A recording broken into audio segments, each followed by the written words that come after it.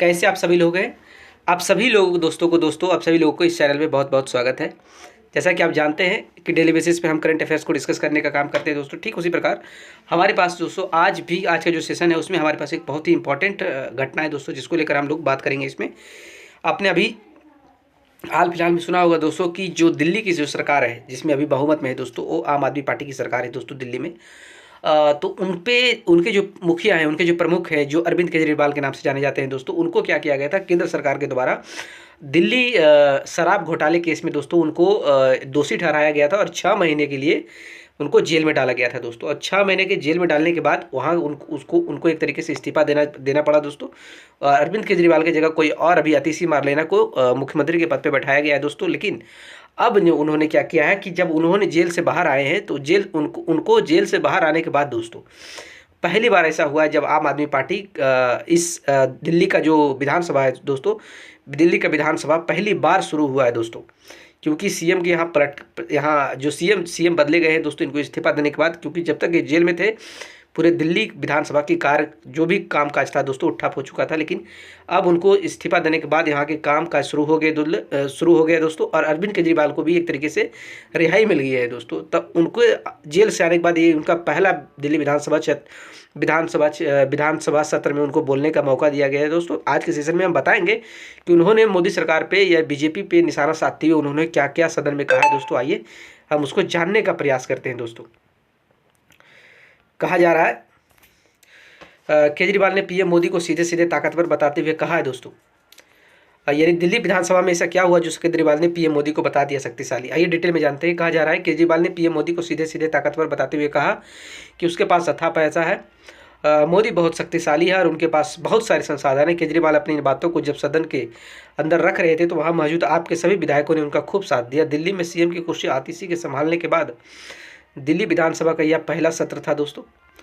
दिल्ली विधानसभा सत्र शुरू हो चुका है। इस सत्र में विधानसभा का नज़ारा पिछले कई सत्रों से यानी कि पिछले कई सत्रों से बेहद अलग था दोस्तों, क्योंकि सदन में अरविंद केजरीवाल बतौर विधायक नहीं बल्कि एक विधायक के तौर पर सदन में अपनी बात रखते हुए नजर आए थे दोस्तों। क्योंकि इस बार इन्होंने एज ए सीएम रिजाइन कर चुके हैं। जेल से बाहर आने के बाद पहली बार सदन में बोलते हुए केजरीवाल ने पीएम मोदी का जिक्र करते हुए बीजेपी को निशाने पर लिया। केजरीवाल ने पीएम मोदी को सीधे सीधे ताकतवर बताते हुए कहा कि उनके पास अथाह पैसा है, मोदी बहुत शक्तिशाली है और उनके पास बहुत सारे संसाधन हैं। केजरीवाल अपनी इन बातों को जब सदन के अंदर रख रहे थे तो वहाँ मौजूद आपके सभी विधायकों ने उनका खूब साथ दिया। दिल्ली में सीएम की कुर्सी आतिशी के संभालने के बाद दिल्ली विधानसभा का यह पहला सत्र था दोस्तों। आइए क्या लिखा है। पीएम मोदी को निशाने पर लेते हुए भाजपा को घेरा। क्या उन्होंने कहा, क्या कहा उनके बारे में जानते हैं। दिल्ली के कथित जो शराब नीति घोटाले केस में जेल से बाहर आने के बाद पहली बार विधानसभा सदन में बतौर विधायक पहुंचने के बाद अरविंद केजरीवाल ने जमकर अपनी भड़ास निकाली दोस्तों। केजरीवाल ने सदन में कहा, पीएम मोदी का जिक्र करते हुए कहा कि मैं हमेशा कहता हूं कि प्रधानमंत्री मोदी जी बहुत शक्तिशाली और उनके पास बहुत सारे संसाधन हैं, लेकिन मोदी भगवान नहीं है, भगवान वही है जो हमारे साथ है। मैं सुप्रीम कोर्ट को धन्यवाद देना चाहता हूँ। वही केजरीवाल ने यह भी आरोप लगाया कि जब वो जेल गए तो दिल्ली के कई सारे काम रुक गए थे दोस्तों। उन्होंने कहा कि आज मैं सीएम के साथ सड़क निरीक्षण के लिए गया था। दिल्ली विश्वविद्यालय की सड़कें जेल जाने से पहले बहुत अच्छी हुआ करती थी। मैंने उन सड़कों की मरम्मत का आदेश जारी करने के लिए कहा है दोस्तों। केजरीवाल ने भाजपा नेता से मुलाकात का किया है जिक्र दोस्तों। आइए इसके बारे में बात करते हैं। सदन में अपनी बातों को रखते हुए दिल्ली के पूर्व सीएम केजरीवाल ने भाजपा नेता से मुलाकात के बात को बताया है। केजरीवाल ने कहा कि मैं तीन चार दिन पहले भाजपा के एक बड़े नेता से मिला और उनसे पूछा कि मुझे गिरफ्तार करके क्या मिला आपको। कुछ फ़ायदा मिला तो उन्होंने कहा कि आपके पीछे हमने पूरी दिल्ली सरकार को डिरेल कर दी है।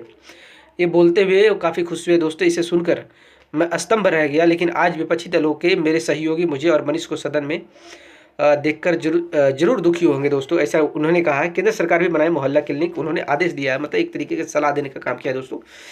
केंद्र सरकार को हवाला देते हुए कहा है कि केजरीवाल ने भाजपा को लेकर कहा कि इनका तो दिल्ली में पिछले 27 साल से बर्बाद है। अब जब जनता इन्हें पसंद नहीं कर रही है तब ये लोगों को परेशान करके वोट लेना चाहते हैं। केजरीवाल ने कहा कि इनके पास तो केंद्र सरकार अथाह पैसा है।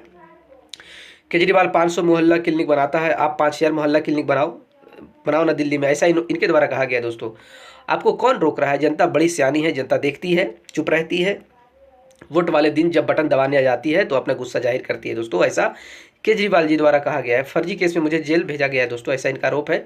केजरीवाल ने शराब नीति घोटाले केस का जीतने के बाद या फिर जिक्र करते हुए कहा है कि दिल्ली की जनता के मन में दो बातें हैं। पहली बात, केजरीवाल कट्टर ईमानदार है, दूसरी बात, केजरीवाल जनता के लिए काम करता है। ऐसे में भाजपा अब उन दोनों बातों पर चोट कर रहा है। उन्होंने आगे कहा कि मुझे फर्जी केस में फंसाकर जेल भेजा गया। इतना ही नहीं, हमारी पार्टी के 5 बड़े नेताओं को जेल भेजने के बाद भी आज हमारी पार्टी और हमारे कार्यकर्ता मजबूती के साथ खड़े हैं। मैं भाजपा को चुनौती देता हूं, आपकी पार्टी के अगर 2 नेताओं को जेल में डालने पर डाल भी दिया जाए तो वो टूट न जाए तो कहिएगा, ऐसा उनके द्वारा कहा गया है। दोस्तों, गौरतलब है कि दिल्ली के इस 2 दिवसीय विधानसभा सत्र पर सभी राजनीतिक दलों की निगाहें थी, क्योंकि सभी को पता था कि केजरीवाल जब सदन में जाएंगे तो पीएम मोदी और बीजेपी को लेकर कई बातें बोलेंगे।